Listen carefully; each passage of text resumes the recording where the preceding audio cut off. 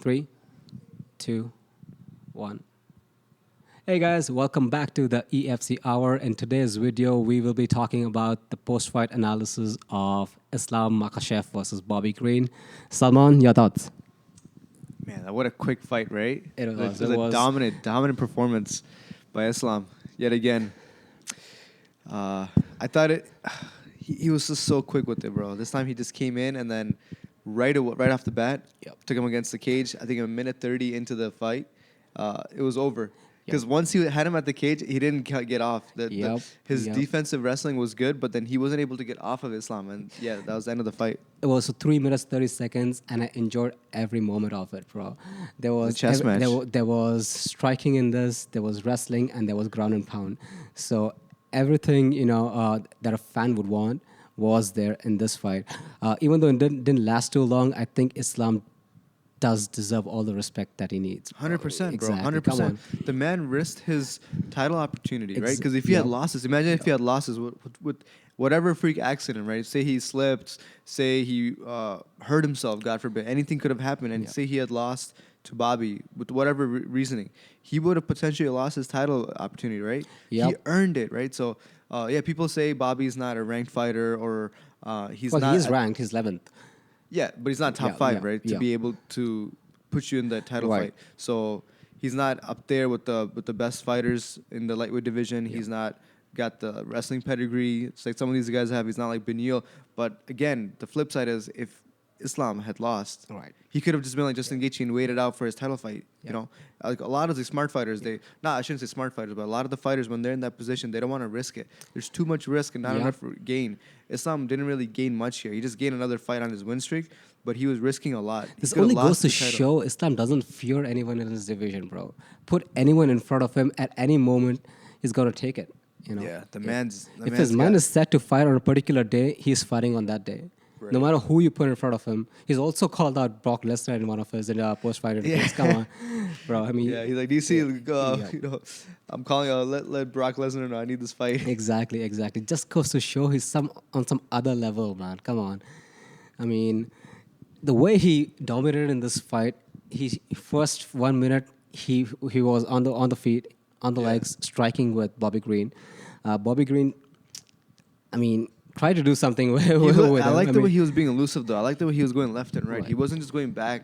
He wasn't just looking timid. He was still in his Bobby Green style. He was a little more elusive, kept his hands down. He was talking to Islam, which I liked, and then he was moving left and right. Kept that same energy. It just didn't last. After that second leg kick, when Islam caught it, it was over. I think one thing that Bobby Green shouldn't have done is gone for the leg kick multiple times. You've landed one leg kick, all right. Now go back to your hands. If the moment you give your legs to Islam, he's gonna grab those legs. Come on. Yeah, but I think he found success with that kick. That first kick landed pretty good, and then Islam threw a kick which wasn't landing, and then Islam reset and came back into it. So in Bobby's mind, he's like, I got one good kick. I know that one hurts. I'm gonna give you another one. I think that's what his mindset was. But Islam was ready, bro. He was on it from the jump. It's crazy. What do you think Bobby Green could have done different to make this fight go a little bit longer than it did? He could have mixed up the leg kicks. He could have gone for a calf kick, head kick. Those back-to-back body kicks are predictable. Once you get hit, you're seeing it already. Your hands, even if you're not even thinking about it, they respond because it hurts, right? So you want to catch the second one. But if he had mixed up maybe a takedown attempt, just throw the guy off. He's not going to get it. Exactly. Throw the guy off, push him against. You have nothing to lose in this fight, right? Front kick, head kick, calf kick, push him off, and then throw a bit of a flurry, talk to him, get him a little distracted, drag it out, mix it up. I think the end was inevitable either way. And then here we're nitpicking. Obviously, if we're in the cage with this guy, we'd probably do the same. He had a lot more success than most of the fighters would have with Islam, because Islam was so ready, bro. He was so ready to just go. He was ready for Beneil. He had a really rough training camp, but I mean, props to Bobby for taking this fight on such short notice. I mean, to train for Islam, you need years, bro. I mean, you don't just get ready to fight a fighter like Islam. You need years to train for that kind of a fighter. So props for him to taking this fight. But I think one thing that Bobby Green should have done is not taking this fight at 160 at a catch weight. He should have stuck to 155, because Islam, even Khabib, all these wrestlers, they just get more and more powerful and dominant if you give them more weight. Right, because there's less for them to cut, so they're not worrying about the It's not weight draining cut. anything from the fighter. So that could have been one advantage to Bobby Green, but uh, in hindsight.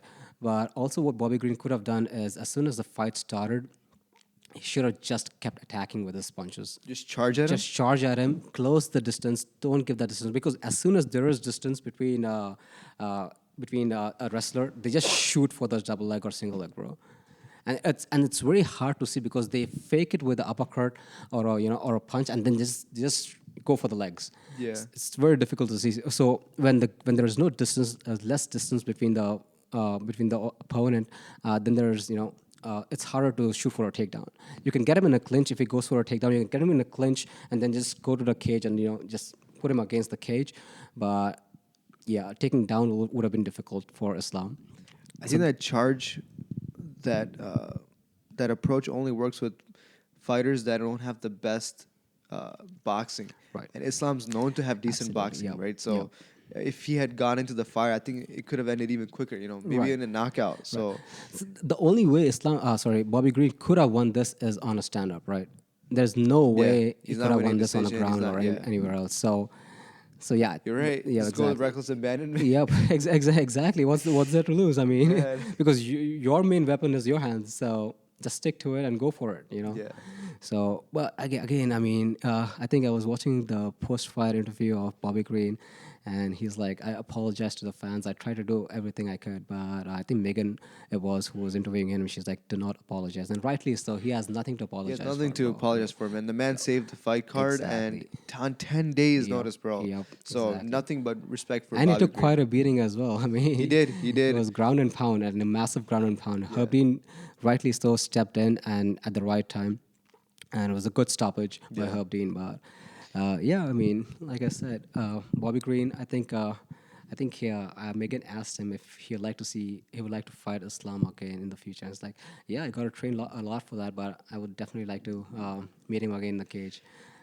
But again, on this, they asked Islam the same question, and Islam's like, I've already checked him off my list, and by the time he comes to my level, it'll be a while for him. Right, he's trying to be respectful to him, so because obviously he helped him with the fight card. But one thing that Bisping noted on, he said that normally in this position when he has full mount, he's got the back, he goes in for a rear naked, he goes in for those submissions.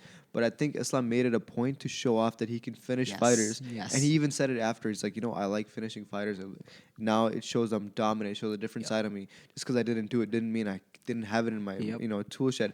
But I've got those tools. I have it in my repertoire. I can finish guys, and I'm gonna finish guys. So I think that's why he can choose his poison, bro. He can choose his poison, and that's very rare to see in a fighter who's got so many tools.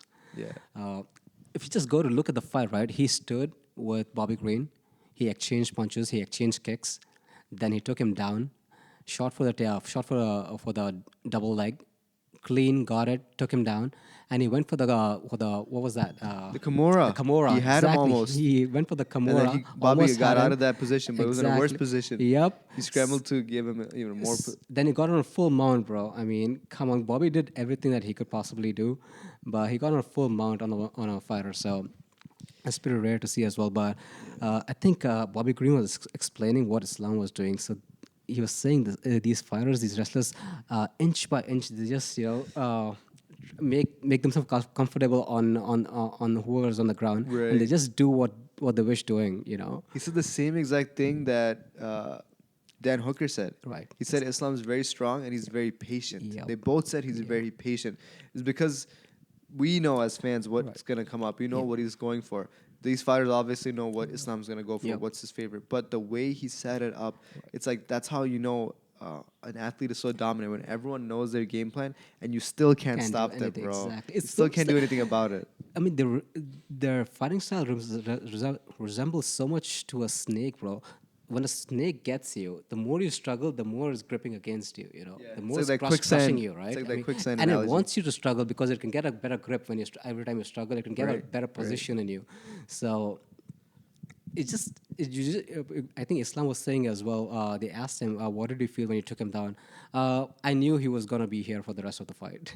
Oh, wait, he that's said it in the post-fight awesome. interview. He's like, "I knew he was gonna be here for the rest of the fight." So they're just so confident. But once they take a player down, that's it. It's because of all those grueling hours of training, bro. They're Yeah. training with the best wrestlers in Yeah. the world. So Yeah. once they have that, that's their position. They're Yeah. not. It's over. Yeah. It's a wrap at that point. Even Habib and all, Coach Javier Mendez, they didn't look too like concerned. Once he's on Right. the ground, they're like, all right. They're a little more relaxed.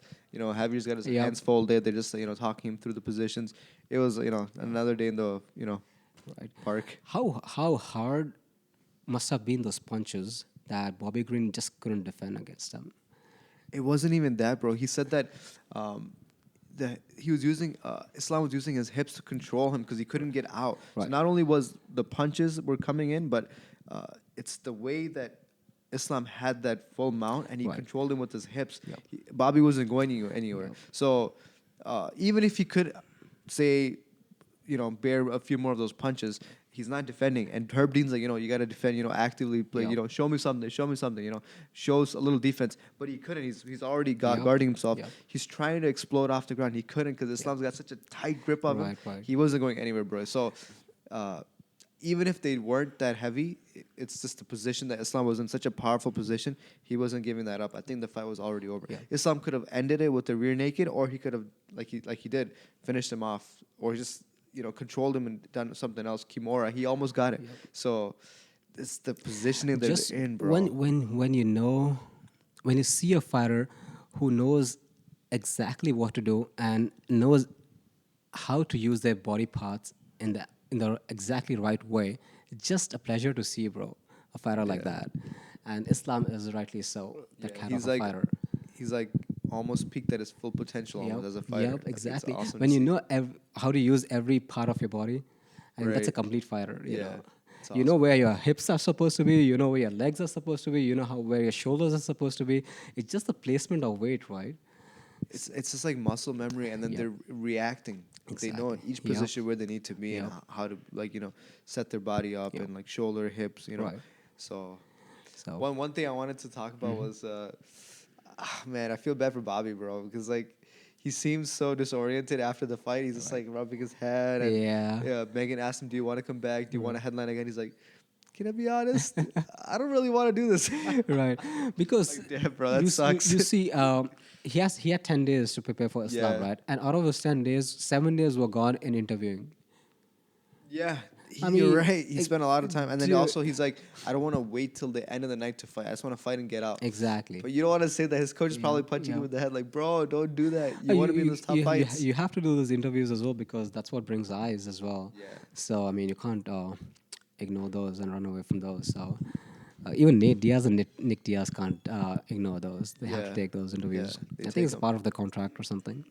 I think Bobby just being on this big stage and not Yep. knowing what happened. It was so fast. Yep. Even for me, I had to watch the fight 2-3 times Right. to remember what even happened. Yep. Because in real time, it was so quick. Yep. As soon as he had him in the against the cage, I'm like, I think it's over. Yeah. Because Yeah. he wasn't getting out. Once it's he's taken not- him down, that's it. And bro. he had an entire like 3 minutes Yeah. to work with on the ground. I'm like, that's too much to give Yeah. to Islam, bro. I think he's gonna get him. And Habib right in your corner, it's over. So yep, the fight doesn't take anything from Bobby Green, if at all. It gives him more respect and puts him in the talks to at least bring him in the top 8.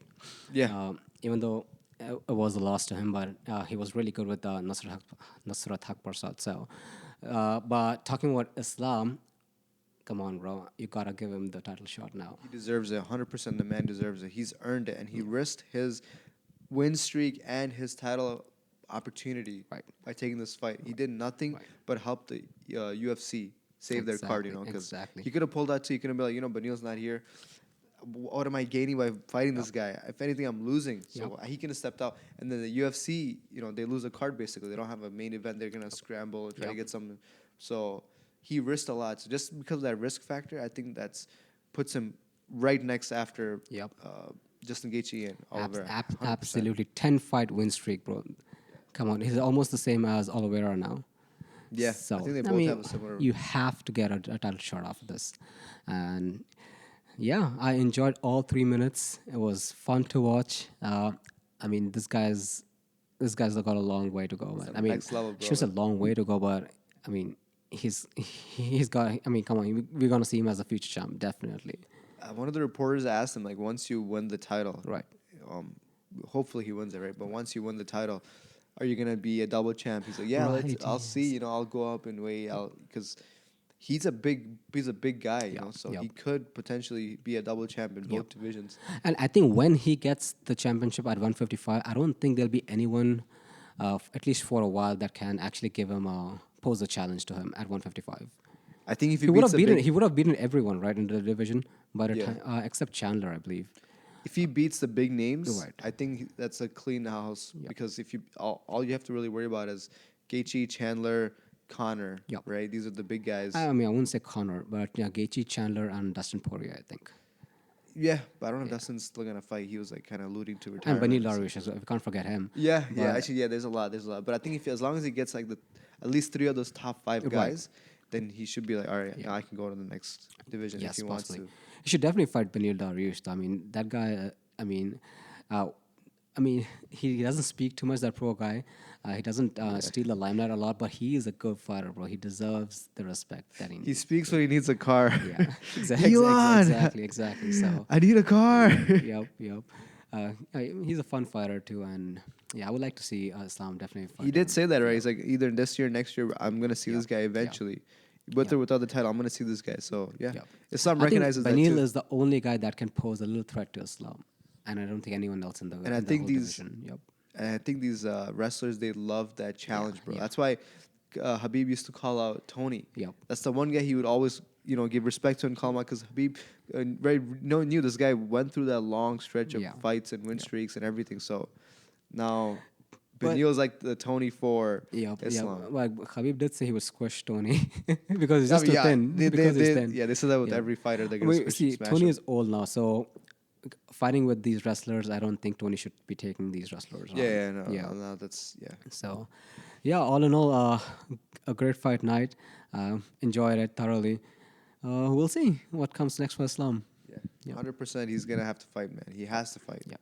The winner of Gaethje and Oliver. He has to get that fight. Yep. And that is a wrap.